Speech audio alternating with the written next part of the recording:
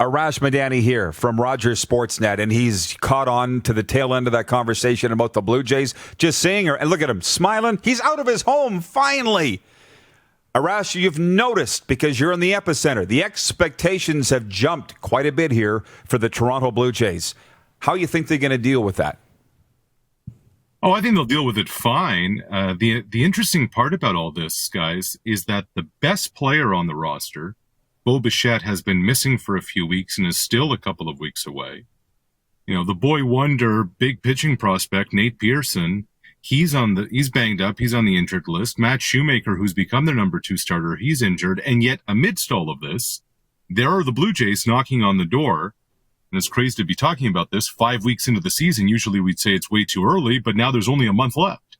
And so under that backdrop, sure, they'll go for it, because the prices to bring in a Ross Stripling and the prices to bring in a Robbie Ray and Jonathan VR weren't really that high, but they actually inject some legitimate life into this roster.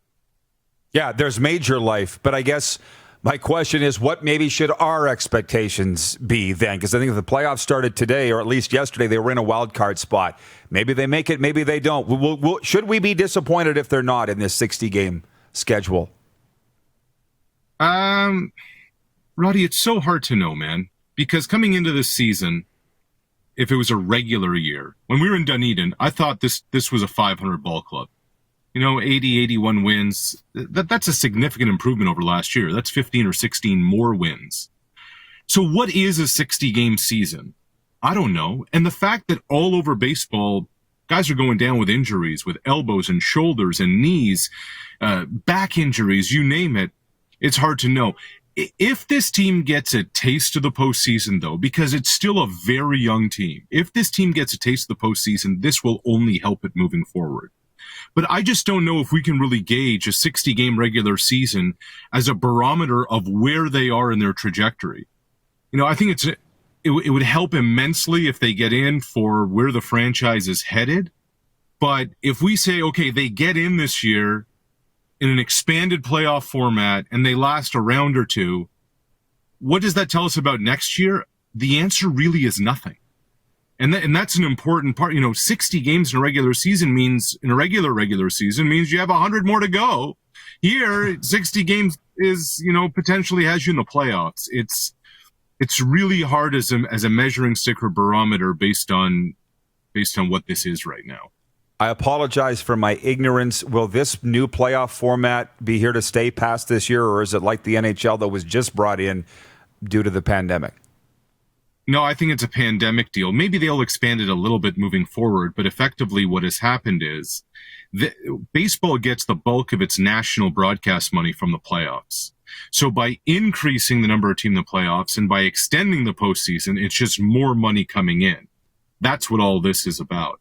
I think, Roddy, of all the rules that you're seeing this year that are new, I think the DH rule in the National League, that may very well stick.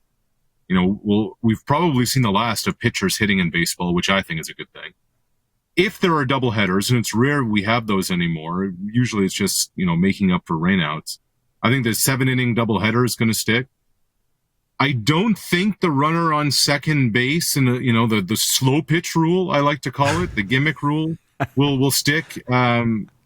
But maybe it will, just because it's leading to some exciting finishes. But I have a hard time believing that the expanded playoff roster, extended playoff system to this extent is going to continue. Where it's led to exciting finishes and shorter extra inning games. You're seeing them end in 10, 11, 12, not 18, 19. We have a viewer in Mexico. Exactly. Watches every day, Arash. Armando Moreno is his name, and he covers the LFA, Mexican Football League. He's very in tune with the CFL. He says, do you guys think Mexican catcher Alejandro Kirk is going to be called up anytime soon? He just got added to the taxi squad. Any intel on that? He sure did get added to the taxi squad, and they are very high on him. He's a guy who hit throughout spring training, somebody who caught Charlie Montoyo's radar. Now, the question becomes, will he get called up? I don't see it right now, because not only do they have Danny Jansen and Reese McGuire, but they also have Caleb Joseph, who's a veteran catcher who's with the team right now. So from a third catcher standpoint, he's there. But the fact that Kirk is now in the mix and could be an option is actually significant. Now, the Blue Jays adding Jonathan VR, who's a versatile infielder from the Marlins, that takes up another roster spot. So they just DFA'd Daniel Vogelbach, who they picked up from Seattle. I don't think Kirk's add to the active roster is imminent, but he is definitely in their plans at some point. I'm just not sure whether or not it's going to be over the next 3 or 4 weeks. Just before the CFL tidbits, the NBA, the Raptors down 0-2 to Boston. They don't look nearly as inspired as a year ago in round 2. Although, as you point out, they were down 0-2 to Milwaukee and came back. But any chance they're just tired of the bubble?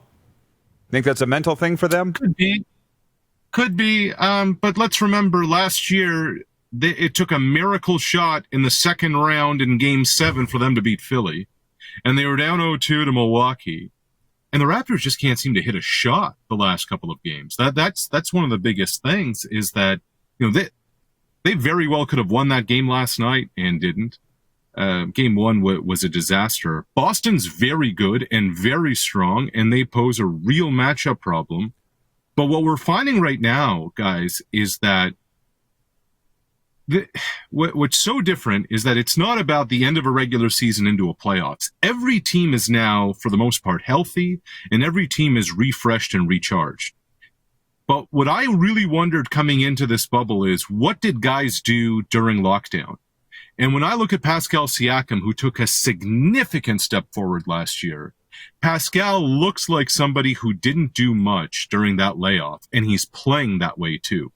The Raptors need more out of him.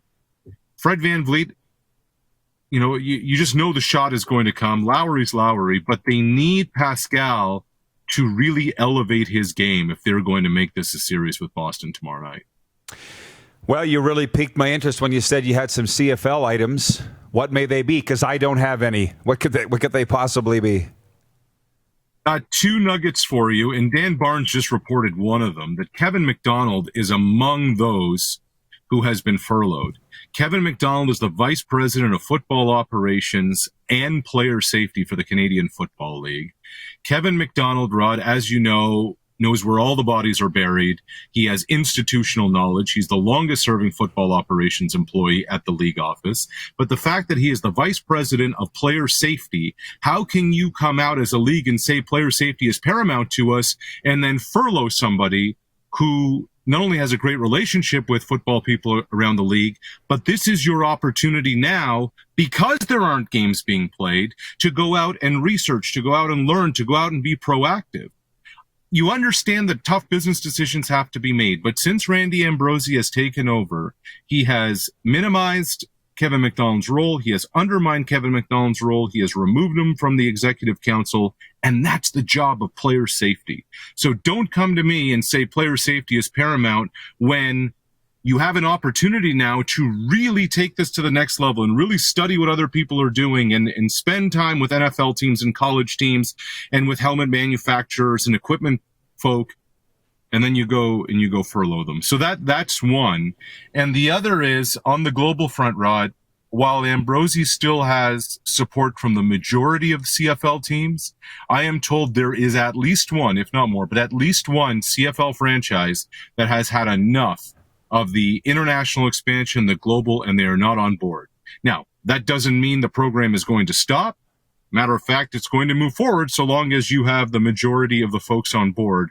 But already we're starting to see some cracks in the vision of Randy Ambrosie and the global front. So that's something to keep an eye on in the months ahead as they look ahead to 2021. Oh, boy. Well, just on the Kevin McDonald thing, I can tell you, for anybody that doesn't know him, anything that's, I believe, good about the football in the CFL has come from Kevin McDonald.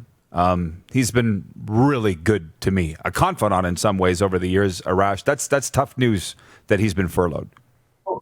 Well, Rod, and when you speak with head coaches and when you speak with general managers, They don't have a lot of good things to say about the league office when it comes to how they go about the football operations thing, how the discipline process is handled, how replay review is handled, how all of that. But the one thing that is almost unanimous is people say, hey, I got time for Kevin. He listens, he gets it, he understands. And I'm like, okay, well, that's good to know. That's always kind of, something in the back of your head. He's somebody who has been around for, I want to say, around 20 years. So in a league where relationships are so important, that's a big one. But again, I just go back to that player safety. This was a real chance for the league and the Players Association to collaborate together on this. This was a real opportunity for the league to take a step forward with player safety, and they've decided not to. It's one of the most important guys in the league office. That's all. Why are these the names that we're hearing? That's what you're saying. And yet I'm told that the director of officiating is staying. Now, look, I want everybody to have their job. The reality is there are a number, in Dan Barnes' report, there are a number of others who've lost it, especially on the business side. There have been layoffs and there have been furloughs. But it's Game of Thrones over there, and you're either on Randy's side or you're not, Rod. And that's why, to me, the global thing is really interesting, because everybody who works in that office knows that you're either going to be on board with the global thing or Randy's got no time for you. The fact that at least one franchise doesn't have interest in it, to me, is intriguing. Again, nothing imminent. But suddenly, for the first time, there's a little splinter in the armor. So it's something to keep an eye on. You killed it, my man. Have a great day. I appreciate it. Thanks so much for the time, and we'll chat soon. You got it. Take care. Sportsnet's Arash Madani, always bringing the lumber. You're watching Rod Pedersen On Demand. For more of The Rod Pedersen Show, visit rodpedersen.com or follow Rod Pedersen on social media.